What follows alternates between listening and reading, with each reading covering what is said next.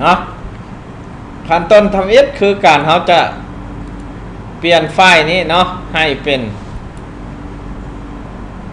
อีกไฟล์หนึ่งไว้หลังจากเขาตัดแล้วมันจะมี2ไฟล์เพราะไฟล์ขอบเขตนี่เขาจะบ่เปลี่ยนเนาะโดยการเข้าไปหาเห็นบ่ไปเลือกไฟล์เลือกอันไหนเฮ็ดให้สั้นข้อมูลเลเยอร์นี่มันแอคทีฟเนาะแล้วคลิกเมาส์บนขวาเนาะเอาเข้าไป Data Export Data เนาะเห็นบ่ไปใส่ชื่อทุกเทื่อจะต้องฮู้คอยย้ำเสมอว่าเฮาเซฟไฟล์นี้ไว้อยู่ไสคันเฮาบ่อยากเซฟบนนี้เฮาก็เปลี่ยนเนาะตัวอย่างคอยอยากเปลี่ยนคอยขึ้นไปยับขึ้นไปเซฟอยู่บนอัตตปือพุ่นเนาะข้อมูลคอยเนาะคอยจะไปคอนเนคเข้าไปใหม่คอยอยากเซฟอยู่นี้เนาะก็ถือว่าคอยยับขึ้นมา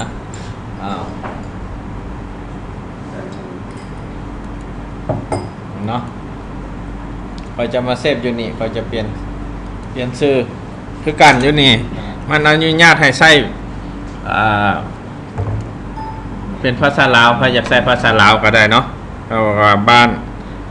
แผนที่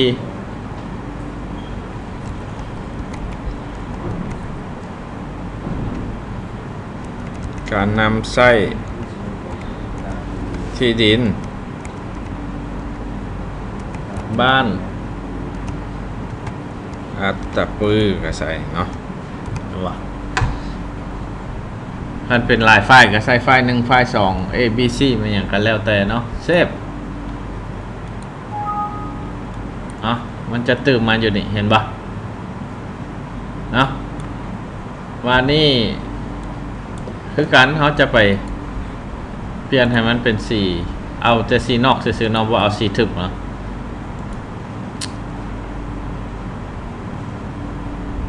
มักสีเขียวบอกกับสีเขียวบ่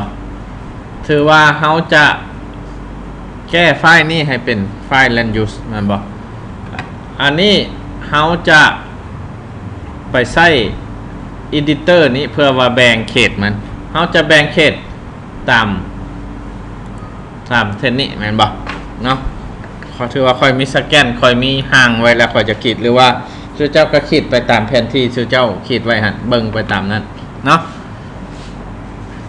บ่ค่อยจะเริ่ม start editing เนาะใช้เครื่องมือ start editor นี่เนาะ start editing เนาะ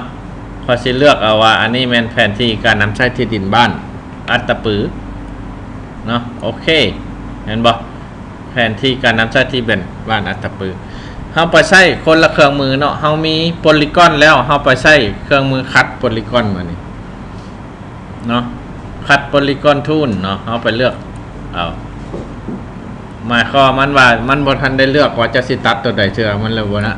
ถือว่าเฮาไปใช้เครื่องมือเลือกเนาะเฮาจะเลือกตัดตัวนี้เห็นบ่เวลาเลือกนี่บังเอิญมันไปเลือกได้หลายๆเลเยอร์เพราะว่าเฮาบ่บอกว่าค่อยไปเคลียร์ selection ใหม่เนาะค่อยบ่เลือกเถอะเฮาไปบอกว่าเฮาเฮ็ดแต่ตัวนี้เลือกให้มันเลือกแต่สั้นข้อมูลนี้บ่ให้เลือกสั้นข้อมูลอื่นเฮาเฮ็ดเวียกเกี่ยวกับสั้นข้อมูลนี้เนาะนั้นไปเลือกใหม่มันก็เลือกแต่ตัวนี้เห็นบ่กรณีที่มันมีเฮาย่องๆกันหลายๆสั้นเวลาเลือกมันจะเลือกทั้งหมดทุกสั้นนั่นเลยนะอันนี้เฮาเฮ็ดแต่สั้นข้อมูลนี่เฮาก็เลือกตัวนี้แล้วก็จะเลือกเครื่องมือคัดโพลีกอนทูลนี้เนาะมาใส่ตัดเนาะตัดนี่เฮาสิตัดแต่ตัวใดก็ก่อนได้เนาะเส้นนี้ตัวอย่างว่าค่อยสิตัดใช้เส้นนี้ตัดมาตามเลยเนาะโอ้มันเปลี่ยนอยู่นี่นะค่อยตัดได้2ตัวนี้แล้วค่อยก็ตัดตามเส้นใหม่ค่อยสิตัดตัวนี้มาหาเส้นนี้ค่อยสิตัดแต่เส้นนี้มาหาเส้นนี้มันบ่ฮู้ตัวใดเนาะเฮาแค่ selection เฮาจะ select ใหม่ค่อยสิตัดตัวนี้เนาะ เ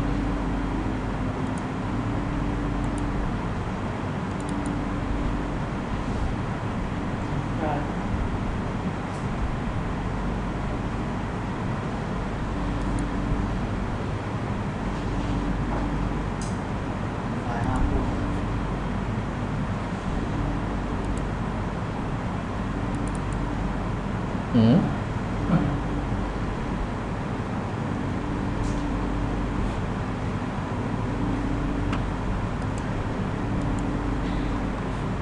อันดูก็ได้เนาะคันเฮาให้ปิดเดี๋ยวเขากลับขึ้นมาตัดตัวหน่อย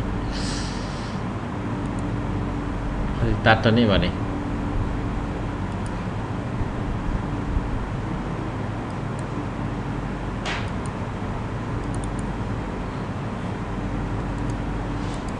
เอามาเลือกกันบ่เอาเลือกไปแต่โพลีกอนแล้วเขาก็ใช้เครื่องมือตัด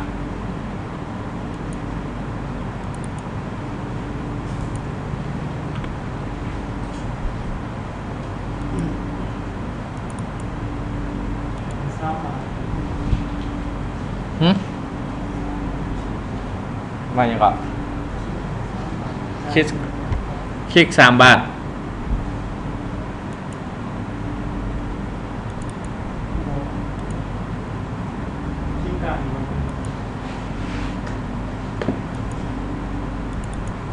หมดได้คือกัน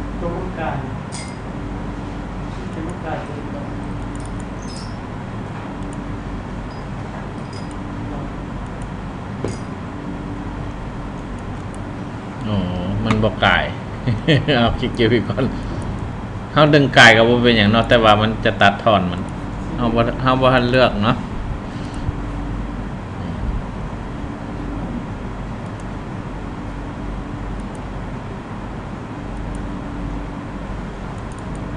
โอเคบ่ถือว่าเขาตัดแต้มได้แล้วเขาจะยังอีกอันหนึ่งคือว่าเขาบ่ทันได้ใส่ตารางเห็นบ่ตารางนี่เขาจะไปใส่เลขรหัสมัน ID มันนี่วะตัวอย่างว่าของเขานี่เขาไปเลือกก่อนเนาะอันนี้มัน1มันบ่รหัสเนาะเขาก็ไปใส่1อยู่นี่1ไป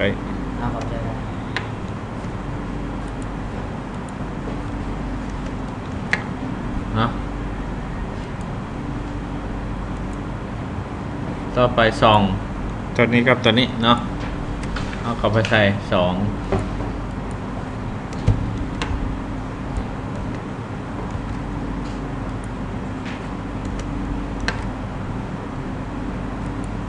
หรือว่าเขามาเลือกอยู่นี่ถ้าเลือกตารางมันก็ไปเลือกอยู่รูปคือกันเห็นปะ C เนาะ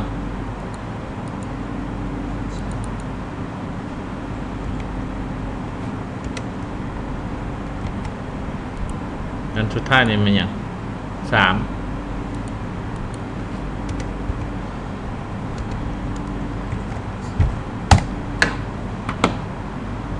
ถือว่าแล้วก็ถือว่าเขาไป stop editing มันเซฟไว้ stop editing ก็ถือว่าเขาเห็นสำเร็จเนาะเห็นบ่อยู่ในตารางนี่ถ้าว่าเขาไล่เนื้อที่มาก่อนแล้วเขาไปไล่ใหม่แต่ละห้องนี้เนาะ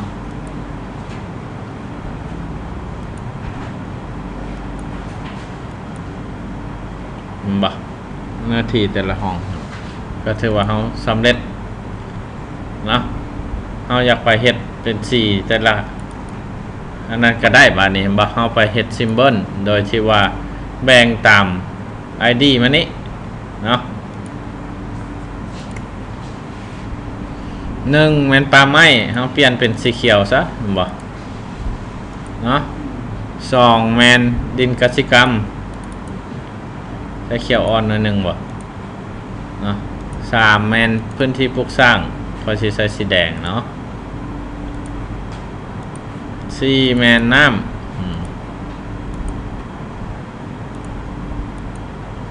บอกถือว่าแล้วถือว่าเขาอยากเปลี่ยนชื่ออยู่นี่ก็ได้ก็พิมพ์ใส่เลยเห็นบ่1แมนปลาไม้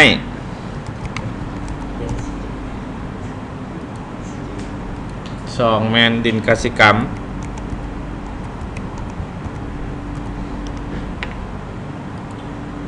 3แมนพื้นที่ปลูกสร้าง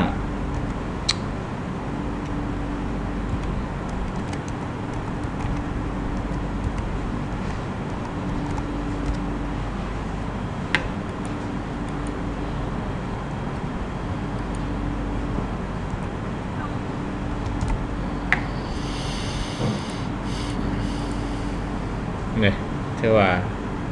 แล้วเนาะขั้นตอนเฮาเซฟไว้